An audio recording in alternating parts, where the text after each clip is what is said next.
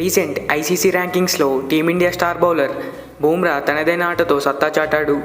ICC test bowling ర్యాంకింగ్స్లో number 1 స్థానాన్ని కైవసం చేసుకున్నాడు. ఇండియా నుండి ఒక ఫాస్ట్ బౌలర్ ర్యాంకింగ్స్లో నెంబర్ 1 స్థానం సాధించడం ఇదే తొలిసారి కావడం విశేషం.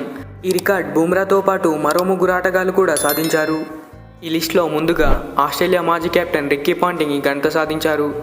అద్భుతమైన బ్యాటింగ్తో రిక్కీ పాంటింగ్ ఎన్నో రికార్డులు నెలకొల్పాడు. 2005లో వన్డే మరియు టెస్టుల్లో నెంబర్ 1 ర్యాంకును సాధించారు.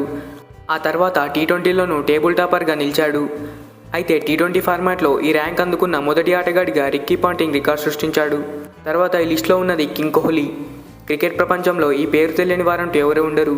3 ఫార్మాట్లలో నెంబర్ 1 ర్యాంకును సాధించిన మొదటి భారత క్రికెటర్గా విరాట్ కోహ్లీ రికార్డు సృష్టించాడు. ముందుగా 2013లో అతడు వన్డేల్లో నెంబర్ 1గా నిలిచినప్పటికీ తొందరగానే ఆ స్థానాన్ని కోల్పోయాడు. 2014లో టీ20లో టాప్ ర్యాంక్ అందుకున్నాడు. మళ్ళీ తిరిగి 2015లో ఆ స్థానాన్ని దక్కించుకొని దాదాపు 4.5 ఏళ్ల పాటు కొనసాగి రికార్డు నెలకొల్పాడు. 2018లో టెస్టుల్లో నెంబర్ 1 స్థానాన్ని సాధించాడు. తర్వాత ఈ లిస్టులో షాకిబ్ అల్ హసన్ ఉన్నారు. షాకిబ్ అల్ హసన్ 2009 టెస్ట్ మరియు వన్డేల్లో నెంబర్ 1 ఆల్రౌండర్గా నిలిచారు. మళ్ళీ తర్వాత 2015లో టీ20లో నెంబర్ 1 స్థానం సంపాదించాడు. ఆల్రౌండర్గా అన్ని ఫార్మాట్లలో నెంబర్ 1 ర్యాంకింగ్ సాధించిన ఏకైక ప్లేయర్ షాకిబ్ అల్ హసన్ ఒక్కడే. తర్వాత ఈ లిస్టులో క్రికెట్ చరిత్రలో అన్ని ఫార్మాట్లలో నెంబర్ 1 ర్యాంకును సాధించిన తొలి బౌలర్గా బూమ్రా నిలిచాడు.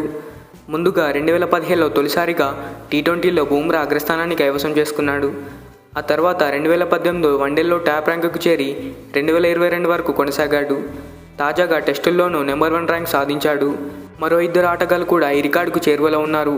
వారెవరో కామెంట్ చేయండి. వీడియో నచ్చితే ఒక లైక్ చేయండి. Thanks for watching. మరిన్ని వీడియోస్ కోసం మన ఛానల్ని సబ్స్క్రైబ్ చేసుకోండి.